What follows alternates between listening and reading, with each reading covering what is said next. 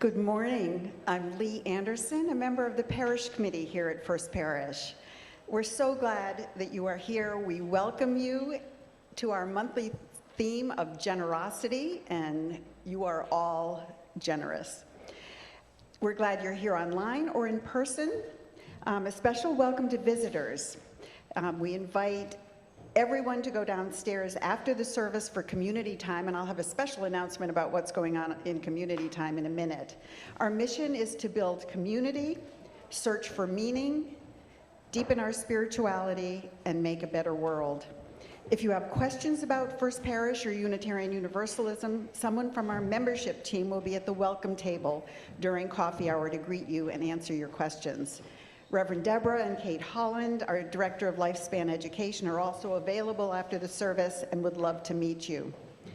A big thanks to all our service participants. You'll find their names in the order of service. And please remember to silence your cell phones for our time together. Please join me now in taking a moment to say hello to one another, including a wave to the front camera for those online.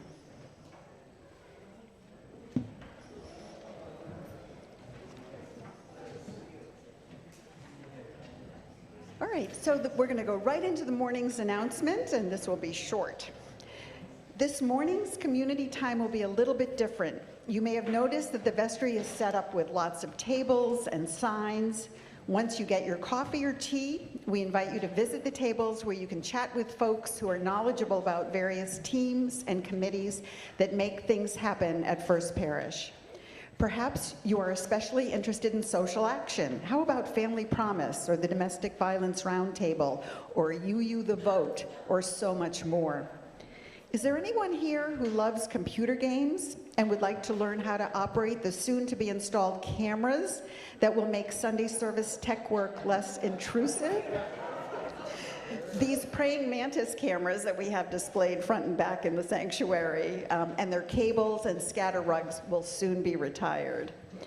Do you enjoy helping put on special events such as Community Carol Sing or the Homecoming or Flower Sunday Brunch or community potlucks? Perhaps you'd like to work on tenant relations or membership or buildings and grounds. There is room for all of you and your generosity.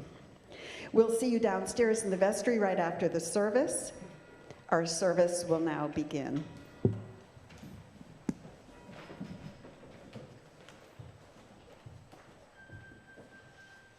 Thank you.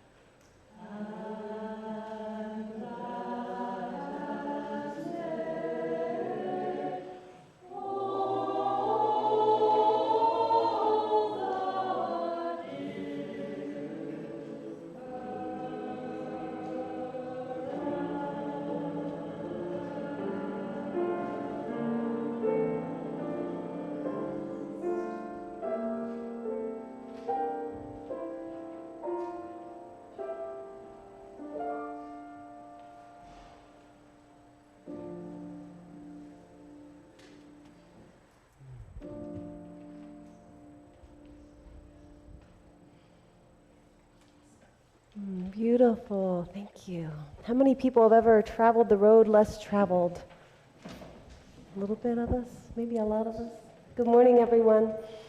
It's so good to see all of you this morning, bright and an hour later than normal, yay! And then at 4:30 this afternoon when it's dark, we can all have our moment of tear. Well, my name is Reverend Deborah Bennett, and it is my delight to be with you here this morning, as it is every Sunday morning. Today is our Meaning Matters Sunday. So this is where you are going to have two options on how to explore our topic. And our topic this morning is, what does it mean to be a Unitarian Universalist? So whether you're new to Unitarian Universalism or you've been around for many, many decades, I hope that this morning will truly be inspiring for you and thought-provoking. I'm going to dive right in this morning with our opening words. They're from Laura Horton Ludwig. They are entitled, What We Do Matters.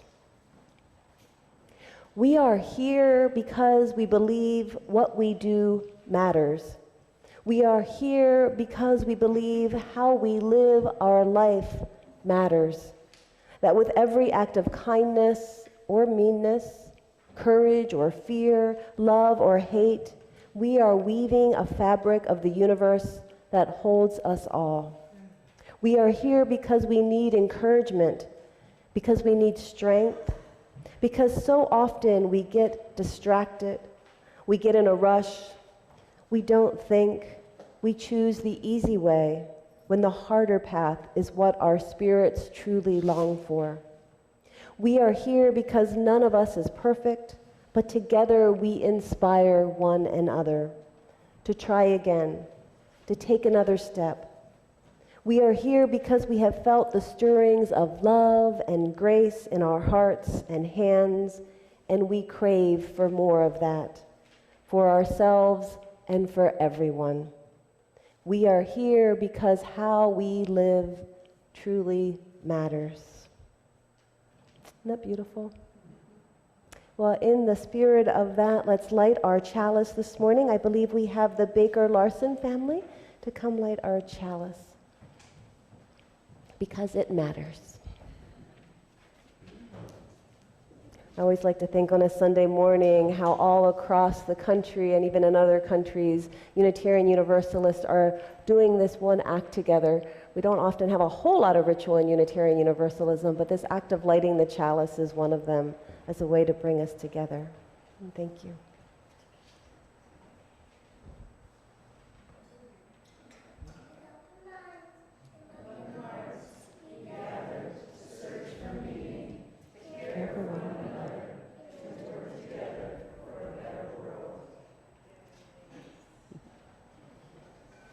Thank you. I say we sing now. What do you think? Awesome. In the gray hymnal, there's a wonderful song, 368. It is called Now Let Us Sing. So let us sing. Please rise in body or spirit as you would like.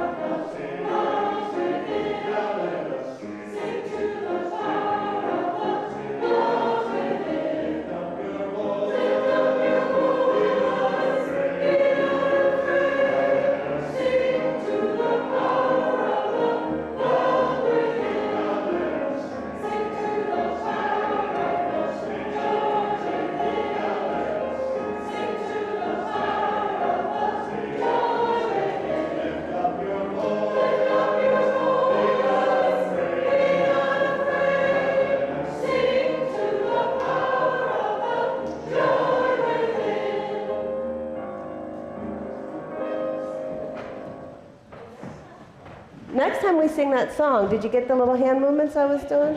We're going to try that one again next time. I love that. It's one of my favorite hymns. I just think that's wonderful.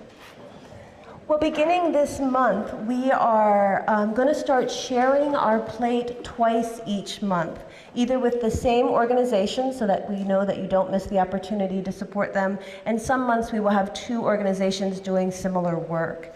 So today we are delighted to invite you to generously support Out Metro West as our justice partner. Out Metro West's mission is to build communities where LGBTQ+ youth thrive. They commit to affirming LGBTQ+ identities through positive role modeling and creating supportive spaces where LGBTQ+ youth can be themselves.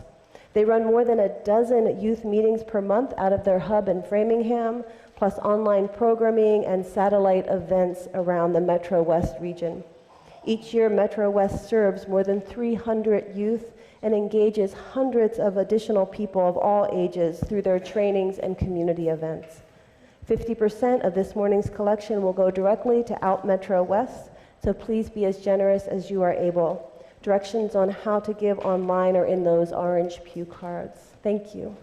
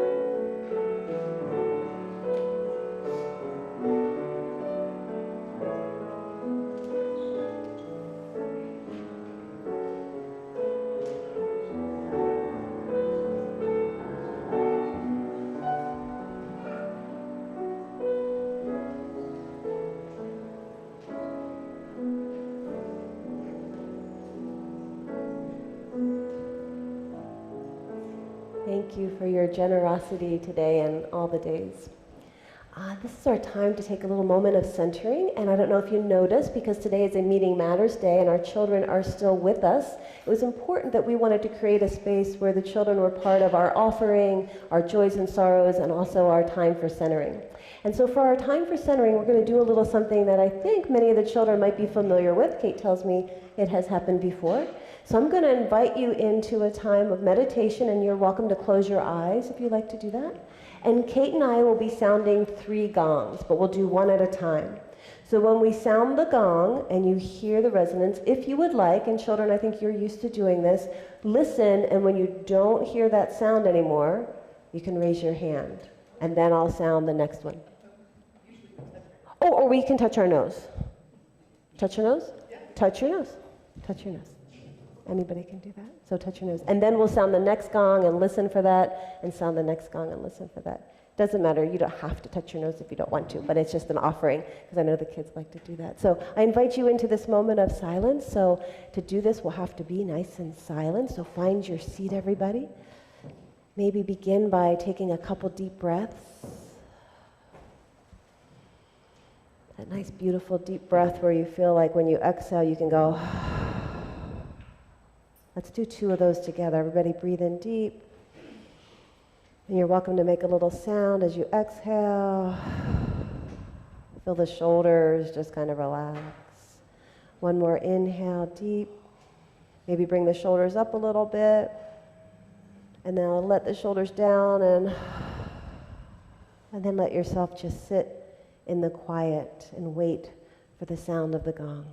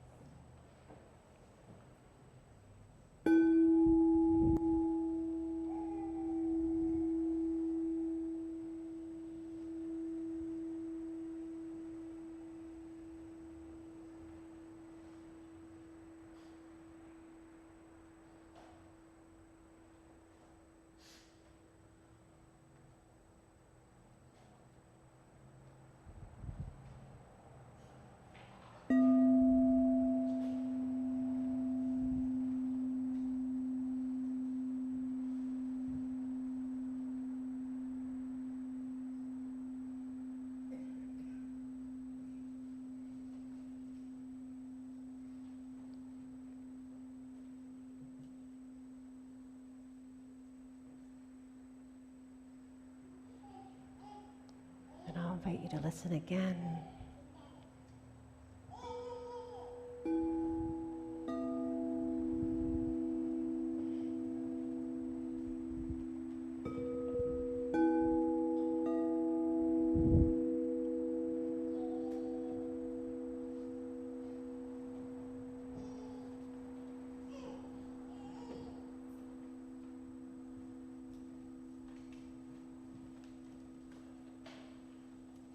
Allowing yourself to take a nice deep breath as the sound continues to vibrate, whether you hear it or not, knowing that those vibrations that we emanate continue on, the vibrations of love that we emanate, the vibrations of joy and peace, that others hear that and respond to that as well.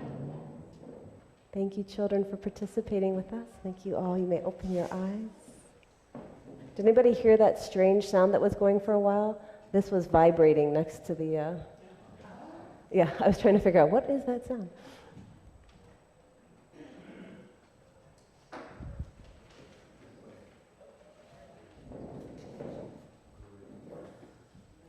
How about now? Good. Okay.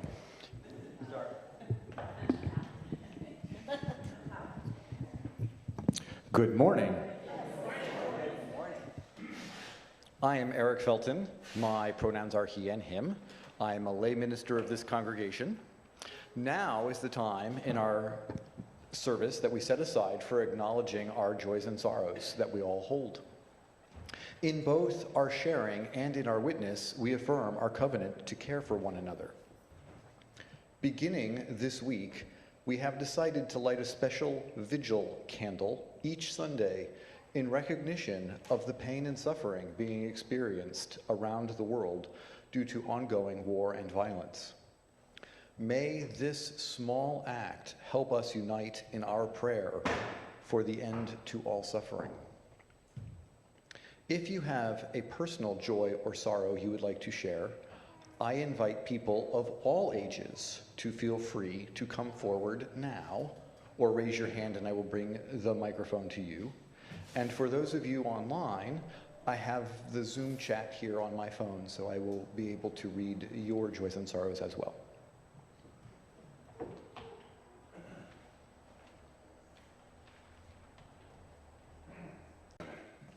May we hold in our hearts those who have spoken, those who they have named, and those we hold in silence. May it be so.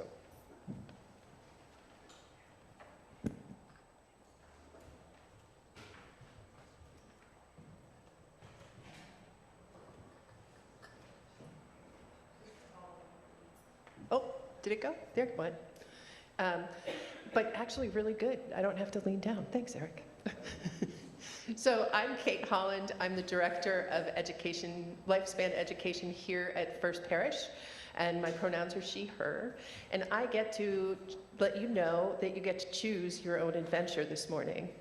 So I'm real excited that we're going to have some folks, hopefully older and younger, all together, come down to the Stokey Library, which is where we usually hold our Seek classes. And we had purchased some cameras, and I am delighted to say that the cameras also do video. And so this week, we are going to do some videos. So we're going to take a video, and there's some questions to kind of interview somebody to learn about them, and then swap it over, and that you can learn about them. And even if it's somebody that you think you know, I think you might be surprised that you'll find some things that you didn't know about them already. So that's one of your adventures, which will be really, really, really fun. And Also really, really, really fun. We'll be staying here in the sanctuary with me, and we have a panel of 7 very brave Unitarian Universalists who are going to share with us what it means to be UU.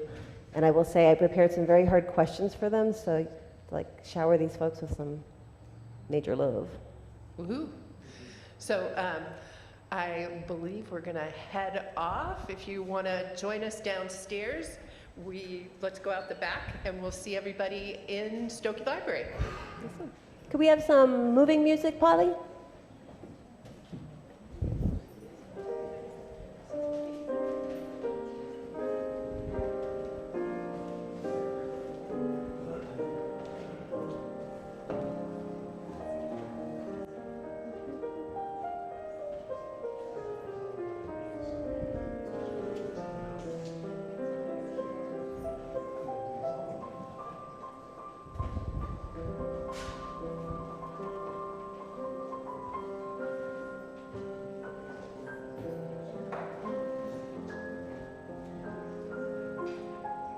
Thank you, Polly.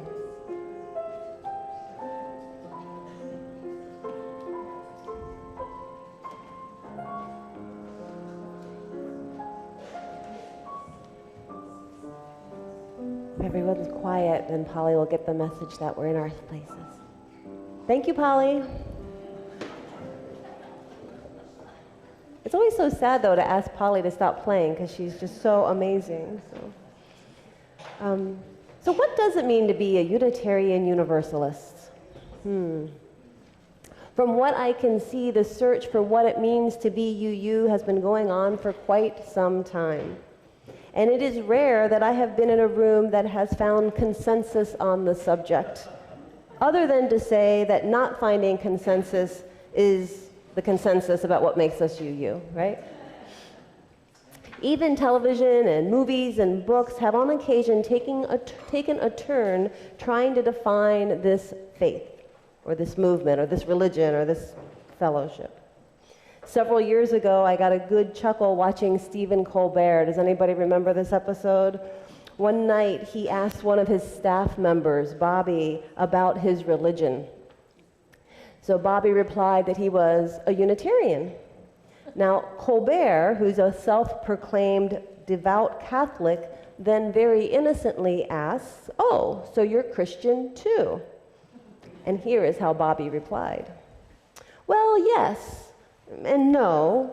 I mean, I incorporate Christian values as well as aspects of many other religious traditions in my belief in God, I don't mean to imply that I necessarily think there is a God or that God exists, or don't think that, or even that it matters to him or her, it or whoever, that I do or don't believe in them. What's important is that it's my choice, and that's what holds us Unitarians together." At this point, the camera zooms up on an obviously confused Stephen Colbert, who after a very long pause asks, "So do you celebrate Christmas or Hanukkah?" And Bobby replies, "Sure." Years before that episode, in her novel Fly Away Home, American writer Marge Piercy has a mother describe her daughter's upbringing in this way. She says, "The girls had been raised Unitarian. which seemed a nice, sensible compromise between having no religion at all and having to lie about what we believed. Enough religion to be respectable, but not enough to get in the way. And then finally, just a few weeks ago, my husband and I started watching the series This Fool. Has anyone seen this? In the opening episode, one of the main characters is introduced to Pastor Payne, a very flamboyant, opinionated pastor. Another character, Lewis, is surprised to learn that this loud and forceful person is a minister, and in fact, he is a Unitarian Universalist minister.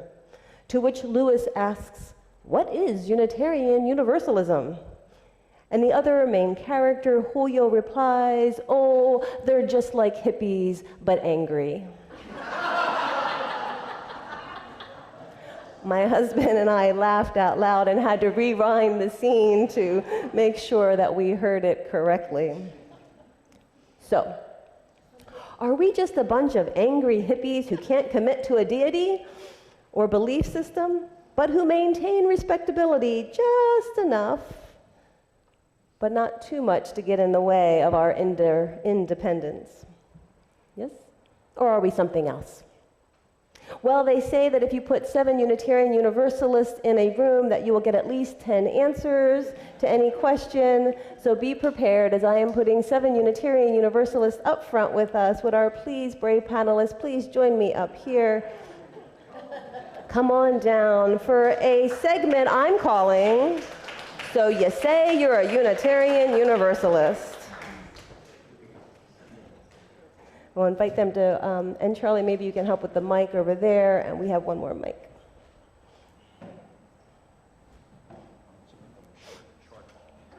So I've invited these 3 to be in conversation with me about what it means for them to be a Unitarian Universalist. I'm going to come down from the pulpit and get these guys set up for a second.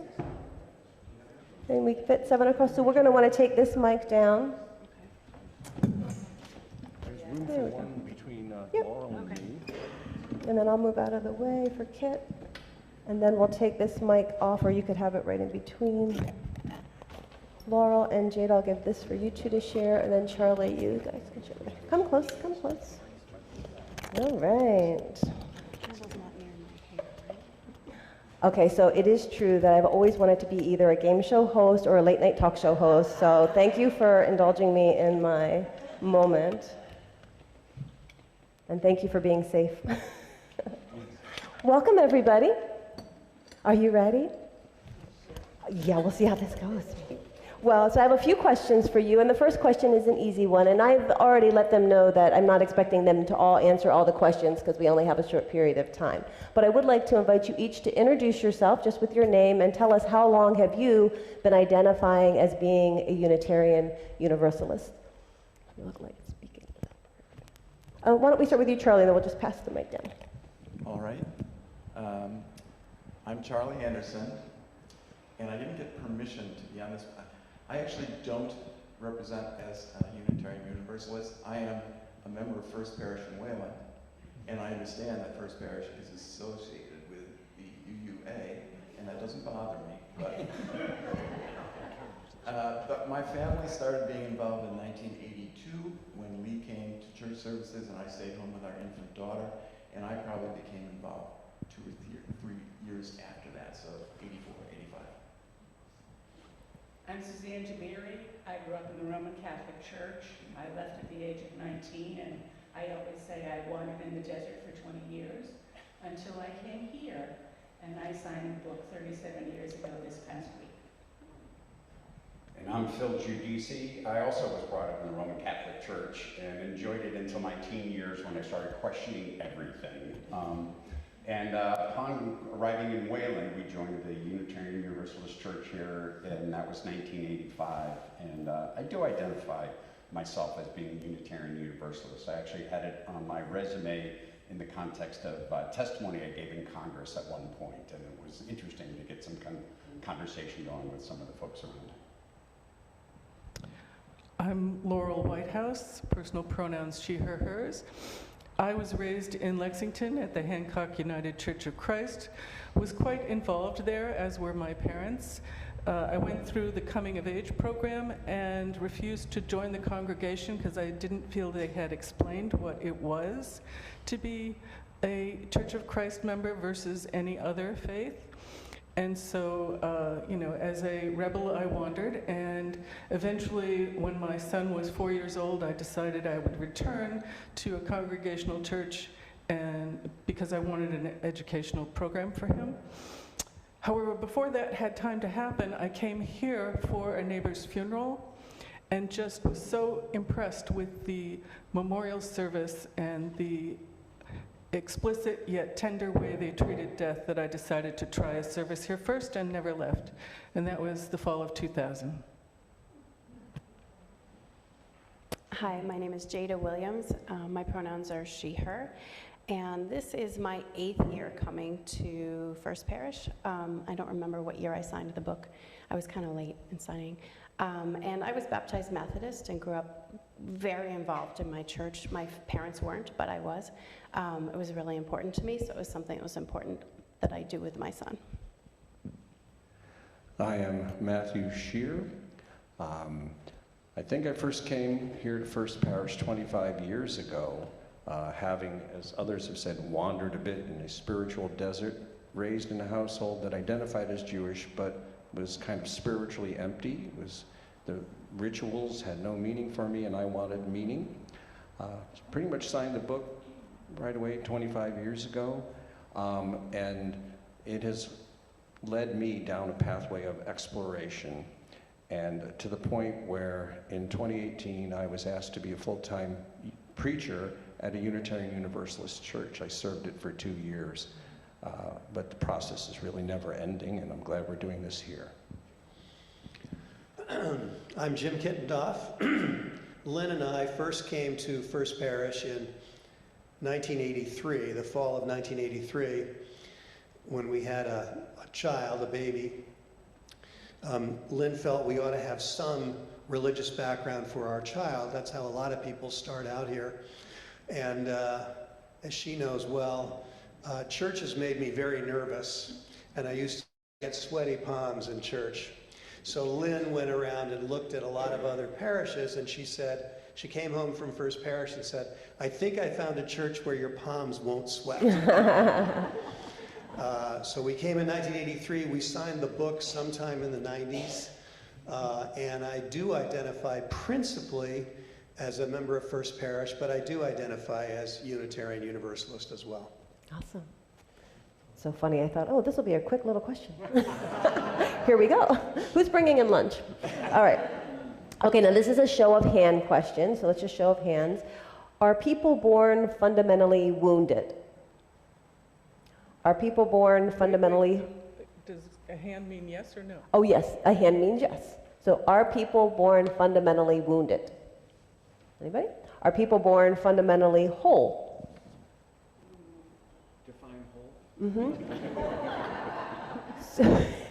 Or something else.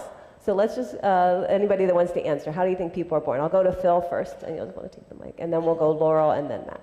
And keep your answers brief. So I think something else. I think that there's certainly generational and multi-generational impact on people, both communally and cellularly, but I also think that there's enormous potential in everyone who's born. Oh, this is not. Okay, sorry. Sorry, I'm a something else also. I think that nurture and personal development matter. I think we are all born with the potential for great goodness, what some have called the spark of the divine. The question is how to bring it out from that crust that builds up as we go, from birth through development. And that's what I feel we do here. Another show of hands question. As a Unitarian Universalist, can you believe anything you want? Yes, raise your hand. A couple yeses. How about no's? No. No's. Okay. Anybody want to comment on this question? For those of you that said yes, why do you say yes? Because I can't think of a counterexample. Oh, okay, here we go. How about cannibalism, slavery? But those aren't beliefs. I love your comments. Mike, please. No. This is what we're here for. Okay, so. Matt, I don't see those as beliefs. Some people do. Mike, please. Just when you talk, Mike, please.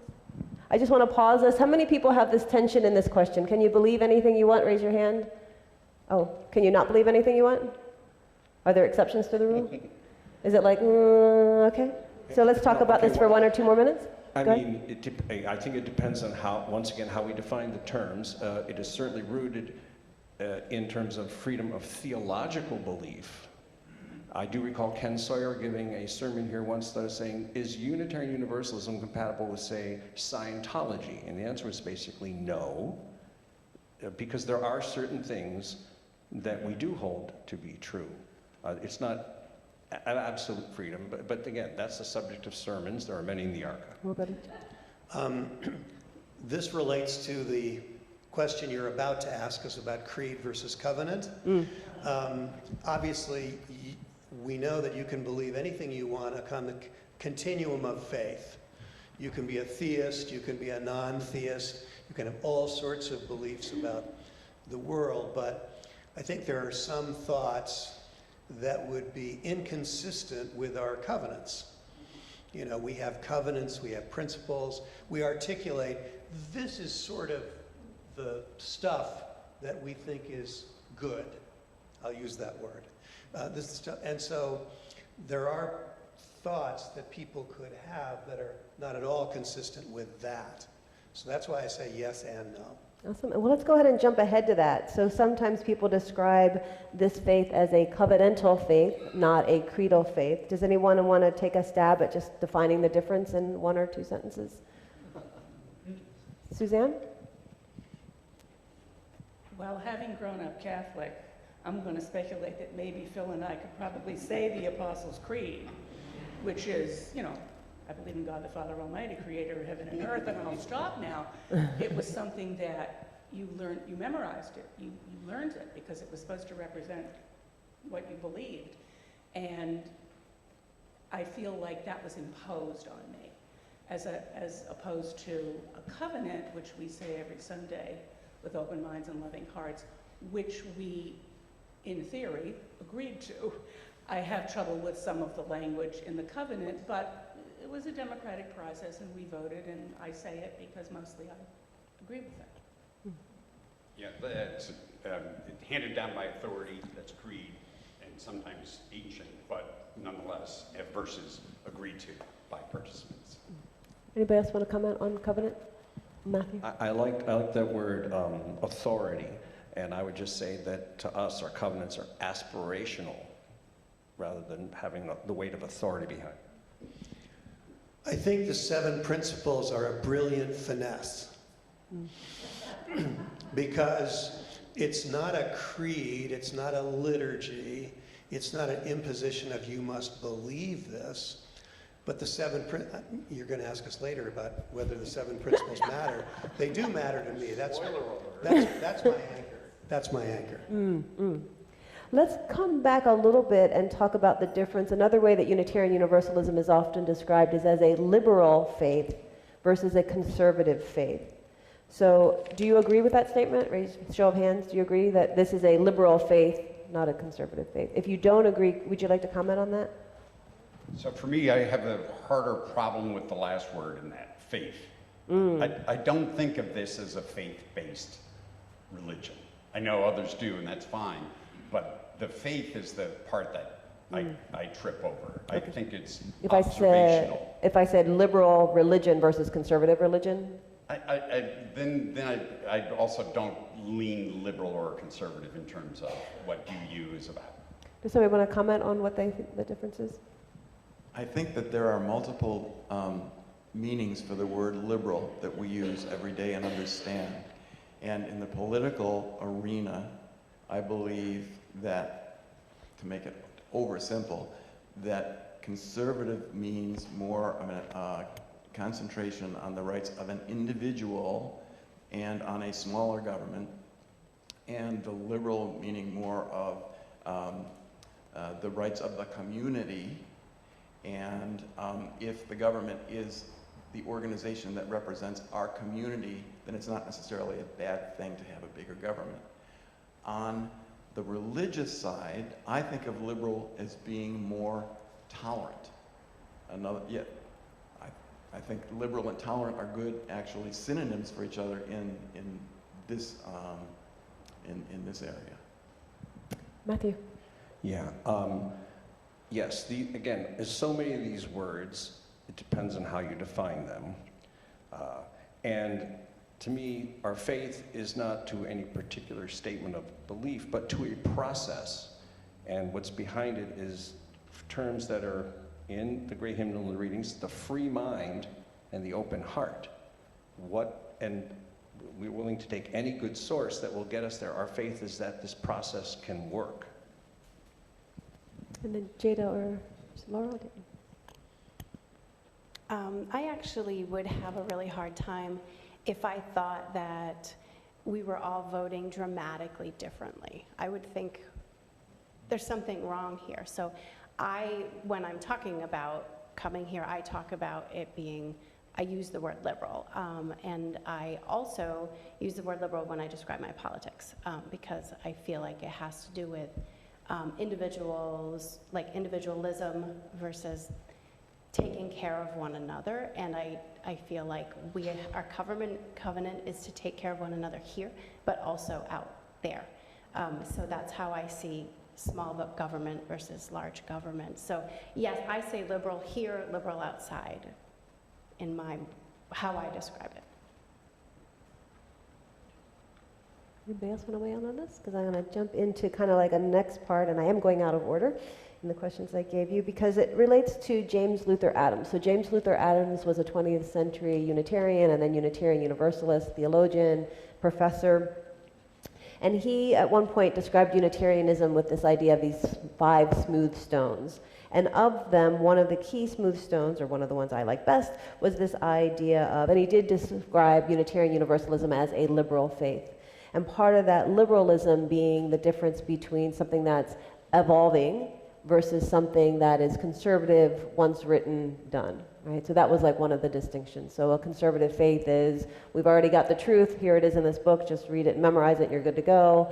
Liberal being, we are allowing life to touch us and move us forward. So he described that in the way of saying revelation is ongoing, right? There isn't an aha moment that happened in the past and done, it is something that's ongoing. So does anybody want to comment on do you agree with that we are in a faith where revelation is ongoing, and what that means to you? Phil, we'll start with you. So yeah, I do see revelation as being ongoing. I see it as akin to the scientific method, where it's always about inquiry. It's so much more about the questions than the answers, and that is continually evolving, and that's a beautiful part of it all. So I think it's great. Good. Revelation is a sweaty palm word. I think definitionally it has to be ongoing. If we talk about the search for meaning as one of our fundamentals, the search for meaning in the life of the Spirit is ongoing. We don't have a specific fixed creed. It's a process that we go through for a lifetime. And just one quick thing to add, as in the yes and, I think it's very liberal to, as they say, cherish your doubt, to go back and re-examine, not because you have to, because why would you not? And I think we can see in the history of Unitarian Universalism enormous shifts in what the majority come to think of as the central tenets of the faith. So the very word Unitarian was definitive, and the word Universalist is definitive, and then coming together, it shows that over time we have certainly changed dramatically from our beginnings. If we were in this room at the moment it was built, the service would look nothing like it is now. I see parallels between education and here in this building, because the world out there is ever changing. So just like teachers change how they're teaching over the years. I can't imagine teaching like my teachers taught me in the 70s.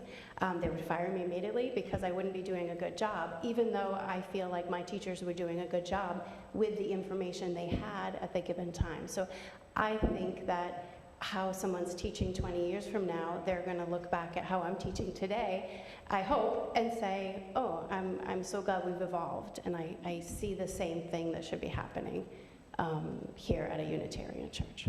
That's beautiful. With your permission, I'm going to move on. Another one of Adam's smooth stones declares, all relations between persons ought to ideally to rest on mutual free consent and not coercion. So how do we square that with this idea of making covenants together and agreements together, right? Well, I have to say, when I read she sent out information to prime us for today, I was very shocked by the word coercion. I'm very put off by the word coercion. Oh yes, please, Suzanne, just put the mic closer. I'm sorry. I was very shocked and put off by the word coercion. I will say that over the last several years here at First Parish, and I think in the wider movement, I have felt not coerced, but exhorted to think and speak and behave in ways that don't necessarily make me comfortable. And I worry going forward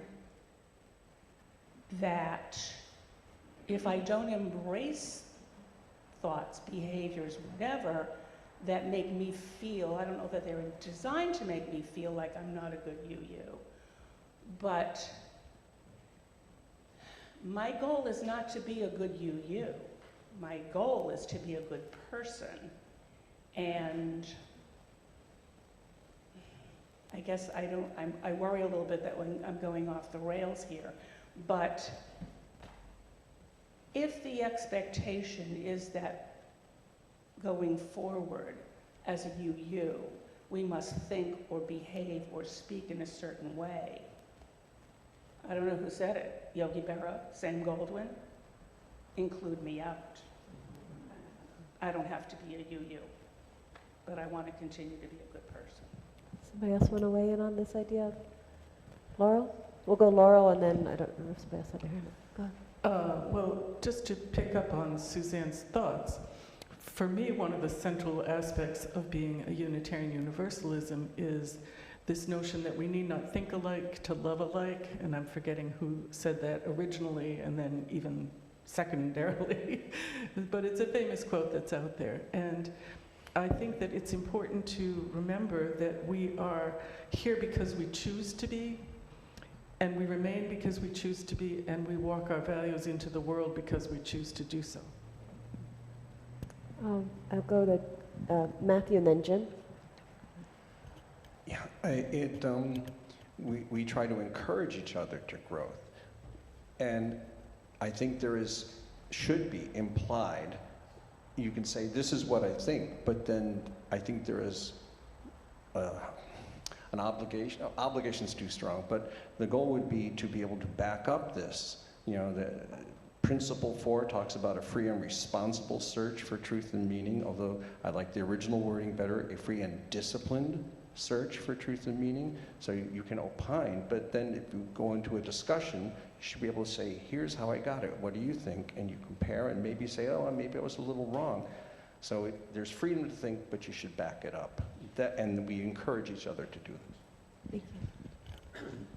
Following up on Suzanne's comments, I initially didn't understand this question, the coercion aspect.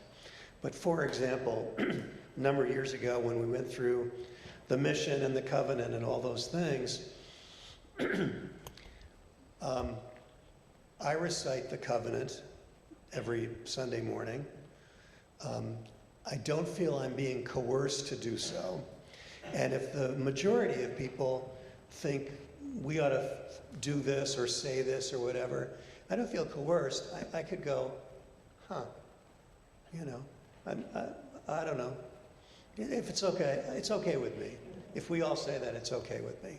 I don't feel like somebody is coercing me to say it.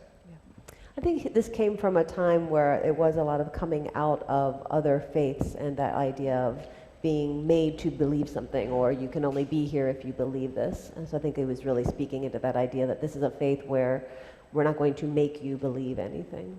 Charlie? I do have the question both at the First Parish level and at the UUA level of the things that we call covenants. Are they really covenants? I mean, a covenant is a contract. It's easy to have a covenant between two people, but among 200,000 people, the words are written down. If they don't exactly reflect your view, does that mean you walk out the door? Or do we admit that they're not really covenants? We all haven't agreed to every single word in them. Maybe a better word exists out there. I think those are great questions. Unfortunately, we don't have time for them. But I encourage you to continue this conversation in coffee hour. I want to ask two more. One quick one, hopefully keep this quick, and then I'm going to ask for your wrap-up one. The one I did want to just, and Jim, you touched on this, the principles.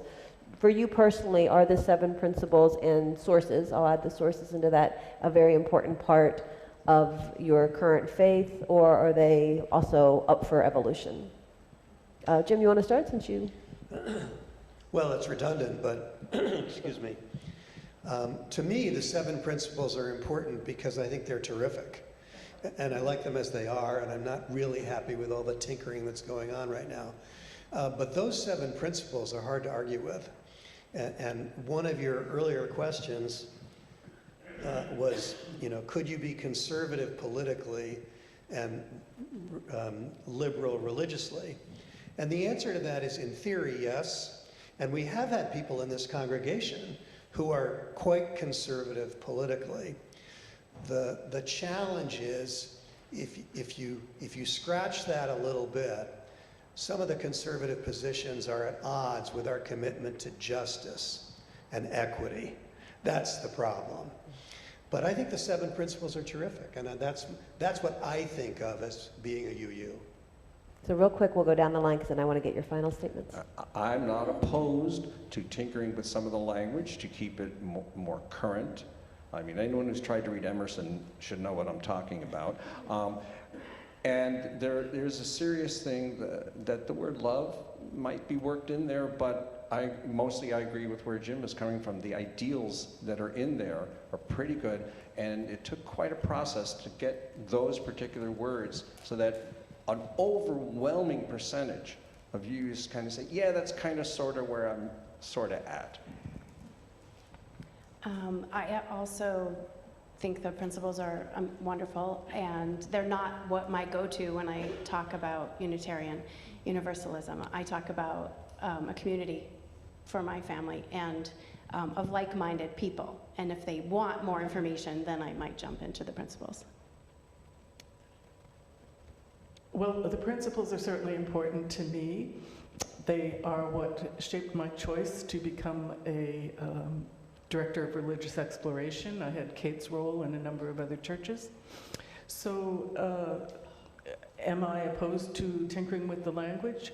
No, because I think we are a faith where revelation is not sealed, things evolve. And I think that whatever language we come up with will still contain the germs of the ideas and concepts that shape who I am in the world. I had to reread the 7 principles and when I saw the question, and I don't like the language in the existing 7 principles particularly. I don't even understand some of it. But that's just my read. I don't have a problem with them. I think of it all as kind of aspirations. I actually like our covenant that we say every week. That sings to me more deeply than our principles, or the sources are even less resonating with me. What they all said.